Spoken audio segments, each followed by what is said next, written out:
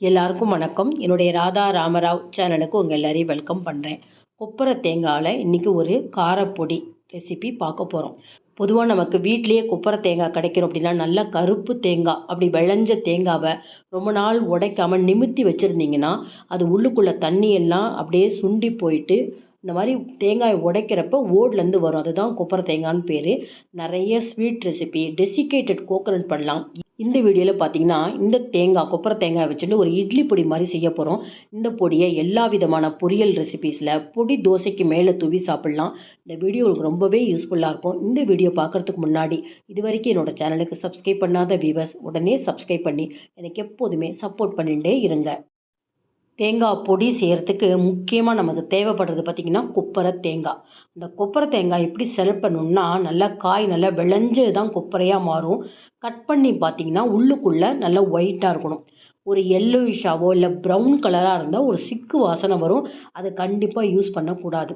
இப்போ சாதாரண தேங்காய் நிறையா இருக்குது அப்படின்னா நான் சம்மந்தி பொடி அப்படின்னு சொல்லி ஆல்ரெடி வீடியோ போட்டிருக்கேன். அதனுடைய லிங்க் தரேன். ஆனால் கிட்டத்தட்ட 40 நிமிஷம் ஆகும். இது ரொம்ப சுலபமாக செய்யலாம். இந்த கொப்பரை தேங்காய் பார்த்திங்கன்னா நாங்கள் சமையலுக்கு மட்டும் கிடையாது, கல்யாணங்களில் பார்த்திங்கன்னா இதில் நல்லா ஆர்ட் ஒர்க் பண்ணி சீரில் வைப்போம். பாருங்கள், பிள்ளையார், அம்பாள், வெங்கடாஜலபதி, அதுக்கப்புறம் பார்த்திங்கன்னா சயன திருக்கோலத்தில் உங்களுக்கு பெருமாள் இருக்கார், பொண்ணு மாப்பிள்ளை, இதெல்லாம் நிறையா கொப்பரை தேங்காயில் சின்ன சின்ன எக்யூப்மெண்ட்ஸ் வச்சு ரொம்ப அழகாக செய்வாங்க. இதை நாங்கள் திரும்பவும் சமையலுக்கு யூஸ் பண்ணிப்போம்.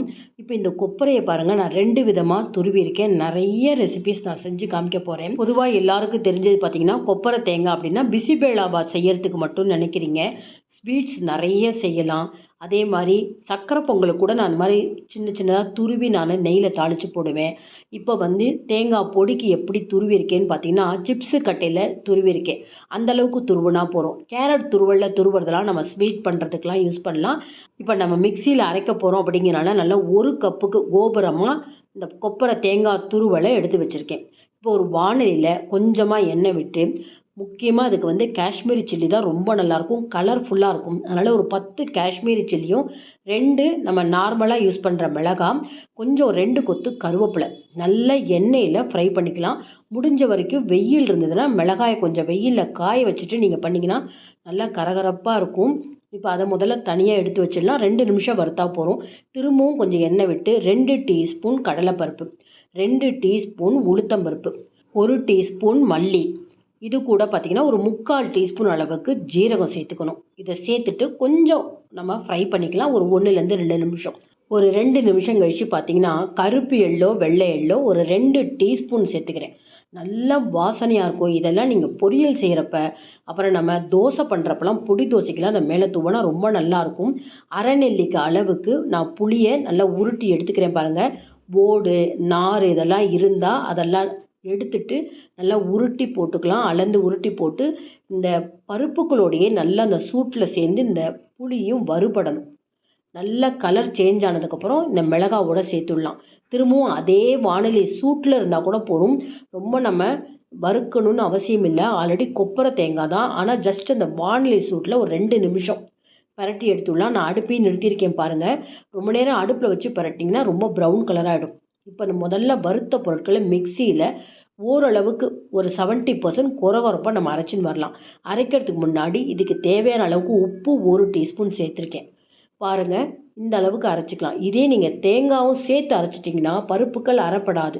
ஏன்னா எண்ணெய் கசிய ஆரம்பிச்சிடும். அதனால் கண்டிப்பாக முதல்ல வறுத்த பொருட்களை அரைச்சிட்டு அதுக்கப்புறம் தேங்காயும் சேர்த்து எவ்வளோ முடியுமோ அந்த அளவுக்கு அரைச்சா போதும். ரொம்ப நைஸாக அரைக்கணும்னு இல்லை. ரொம்ப நல்ல வாசனையாக இருக்கும். திரும்பவும் சொல்கிறேன், பொடி தோசைக்கு எல்லா விதமான பொரியலுக்குமே இந்த பொடியை மட்டும் நீங்கள் செஞ்சு வச்சிட்டிங்கன்னா ஒரு தேங்காய் இல்லைனாலும் பரவாயில்ல. முக்கியமாக கிழங்கு வகைகள் பொரியல் செய்கிறப்ப இதை ஒரு 2 டீஸ்பூன் நீங்கள் போடுங்க. மிளகாய் தாளிக்க வேண்டாம். மிளகாத்தூள், மல்லித்தூள், ஃப்ரெஷ்ஷாக தேங்காய் துருவெல்லாம் தூவணும் அப்படிங்கிற அவசியம் இல்லை. சட்டுன்னு ஒரு பொரியலுக்கு இந்த பொடியை தூவினா வாசனையாகவும் இருக்கும், பார்க்குறதுக்கும் நல்லாயிருக்கும். இப்போ இதை வச்சுட்டு நான் வாழைக்காய் பொரியல் எப்படி செய்யலாங்கிறத காமிக்கிறேன். இதே போல் நீங்கள் மற்ற எல்லா வித கிழங்கு வகைகளையும் நீங்கள் இந்த பொடி வச்சு செய்யலாம். இப்போ வாழைக்காய் பொரியல் பாருங்கள், ஆஸ் யூஷுவல் நம்ம கடுகு உளுத்தம் பருப்பு தாளித்து பொடியாக நறுக்குன வாழைக்காய், அது பெருசாக இருந்தால் தனியாக வேக வச்சு கூட நீங்கள் சேர்த்துக்கலாம். இதை சேர்த்துருக்கேன். இது கூட ஒரு ஆறுக்கு கருவேப்பிலை சேர்த்துருக்கேன். இந்த பொடியை நான் எடுத்து வச்சுருக்கேன். பொடி சேர்க்குறப்ப கண்டிப்பாக நீங்கள் காய்க்கு மட்டும் தேவையான உப்பு தான் சேர்க்கணும். ஏன்னா நம்ம ஆல்ரெடி இந்த தேங்காய் பொடியில் உப்பு சேர்த்துருக்கோம். வாழைக்காய், சேனைக்கிழங்கு, சேப்பங்கிழங்குலாம் செய்கிறப்ப கொஞ்சம் இந்த புளிக்கரைசல் சேர்த்தா தான் நல்லாயிருக்கும். அது சமைச்சு முடித்து இந்த கடைசியாக அந்த புளி சக்கையில் நான் அந்த ஜூஸ் எடுத்து ஒரு 2 டேபிள் ஸ்பூன் சேர்த்துருக்கேன். இந்த மாதிரி கல்கத்தா வானல் எடுத்துட்டிங்கன்னா கிழங்கு வகைகள்லாம் அப்படி ஒட்டாமல் வரும்.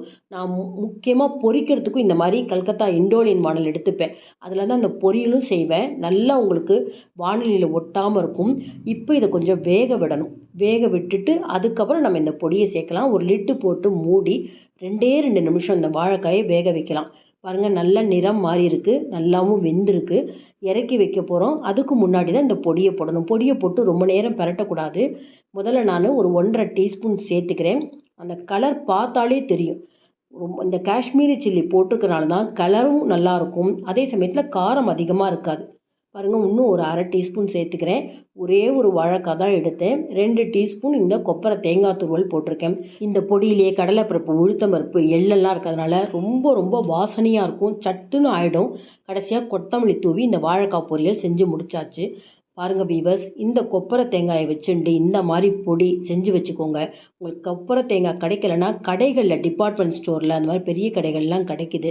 அவசியம் நீங்கள் இதை வாங்கிட்டு எவ்ரி மந்த் ரொம்ப நாள் நம்ம இதை வச்சுட்டா சிக்கு வாசனை அடிக்கும். மாதத்துக்கு ஒரு தடவை இந்த மாதிரி பொடியை செஞ்சு வச்சுட்டு நீங்கள் செய்யக்கூடிய எல்லா விதமான பொரியலுக்கும் தோசைக்கும் இதை பயன்படுத்தலாம். இந்த வீடியோ உங்களுக்கு ரொம்பவே யூஸ்ஃபுல்லாக இருந்ததுன்னு நினச்சிங்கன்னா லைக்ஸ் கொடுங்க. கமெண்ட் பாக்ஸில் உங்கள் கமெண்ட்ஸ் போடுங்க. ஃப்ரெண்ட்ஸ் அண்ட் ரிலேட்டிவ்ஸ்க்கு வீடியோவை ஷேர் பண்ணுங்கள். இதுவரைக்கும் என்னோடய சேனலுக்கு சப்ஸ்கிரைப் பண்ணாத வீவர்ஸ் உடனே சப்ஸ்கிரைப் பண்ணி எனக்கு எப்போதுமே சப்போர்ட் பண்ணிகிட்டே இருங்க. இன்னொரு இன்ட்ரெஸ்டிங்கான ரெசிபீஸில் பார்ப்போம். Thank you viewers.